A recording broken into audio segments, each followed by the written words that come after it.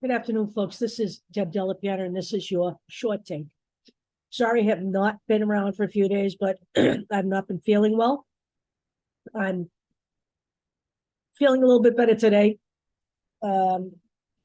We did not get to the Factivist report last night because I was sick, but we are doing that at 4 o'clock this afternoon, Eastern Standard Time. If I can get that posted tonight, I will. If not, we'll post during the day tomorrow.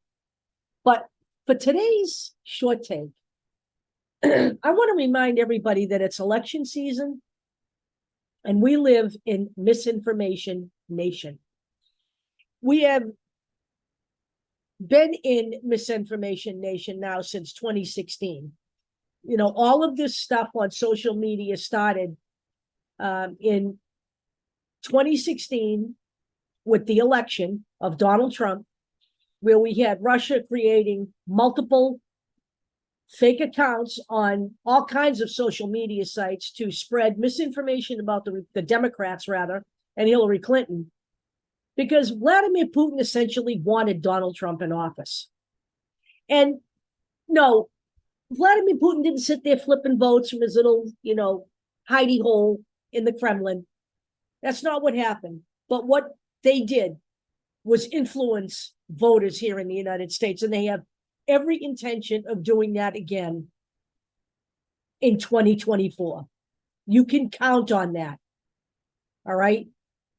There is now apparently leaked documents out there from a couple years ago detailing just exactly how Putin and Russia did this. It was published in The Guardian. And I'll make sure this is in the YouTube version. So you understand, but you have to vet your information from everywhere. This is one of the reasons why the Factivist Project does not allow their groups to become flooded with memes. All right, people have got to get back to reading. Okay, I understand everybody's too busy, but there are some things where you need the truth, and it takes more than 50 words on a brightly lit page to get to that fact. So let's talk about the misinformation I've seen on the internet just from last week.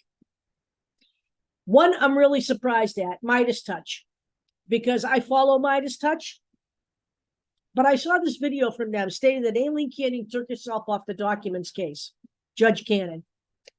And I watched the video. They had some kind of a legal document showing on the screen.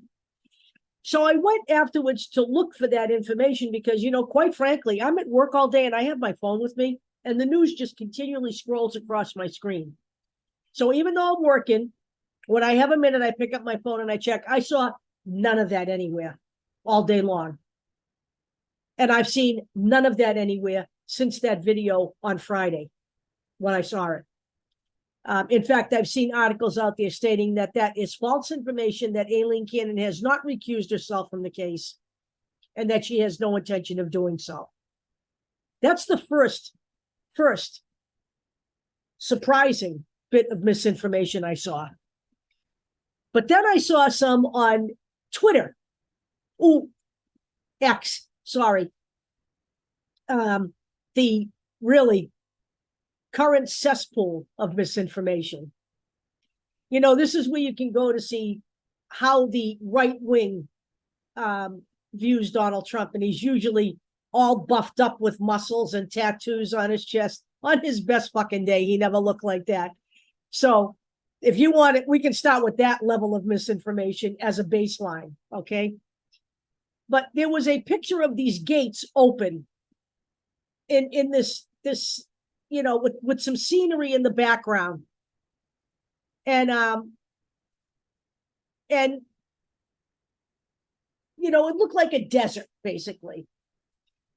And this was a tweet that was shared by a sitting senator. His name was Ted Cruz, who, we know he's factually challenged anyway, but basically what this stated was that the photo was showing that Biden welded open parts of Donald Trump's wall between Arizona and Mexico so he could allow migrants to flood in to Arizona.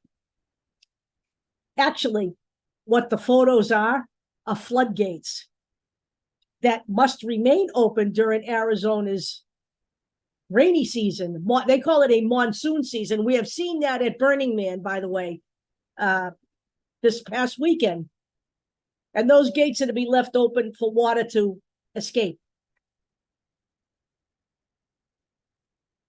I want to remind you again that a sitting senator, knowing full well what those are, shared that information on Facebook. And these are people you really want to elect to public office. And then there's some information that is so blatant that it's insulting. Like this statement, Republicans stating that Blacks will now flock to Donald Trump in the 2024 election because he has a mugshot just like them.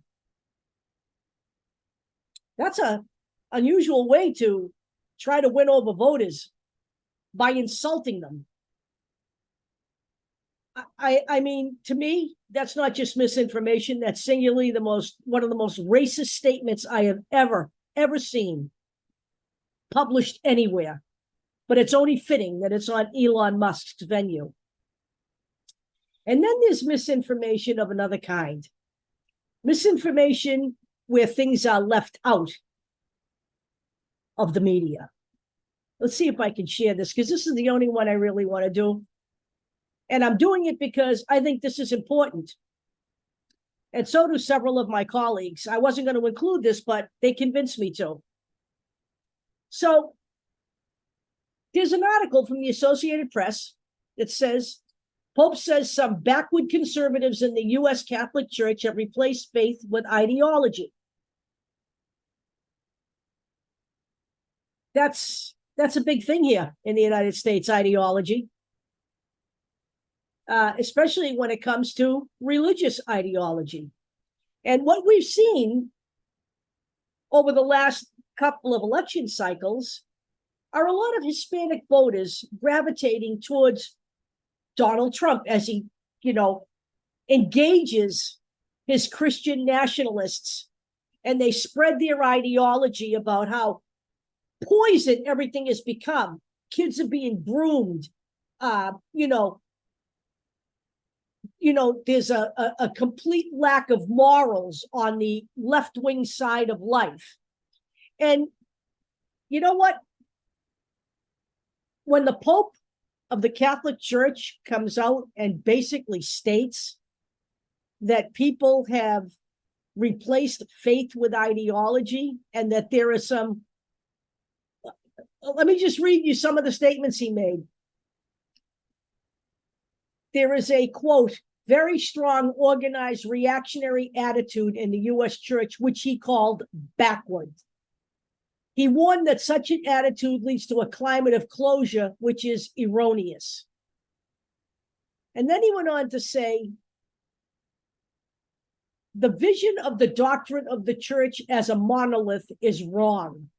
When you go backwards, you make something closed off, disconnected from the roots of the church, and he alleges that this has a devastating effect on morality.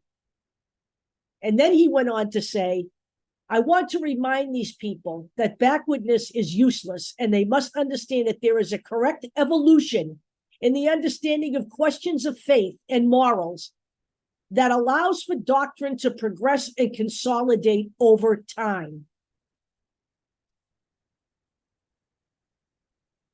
These are the same people, the reactionaries, promoting the whole 1776 thing, where, the founding fathers really wanted us to think like we did then. There is no evolution of the Constitution, no evolution in civil rights, no evolution in the church.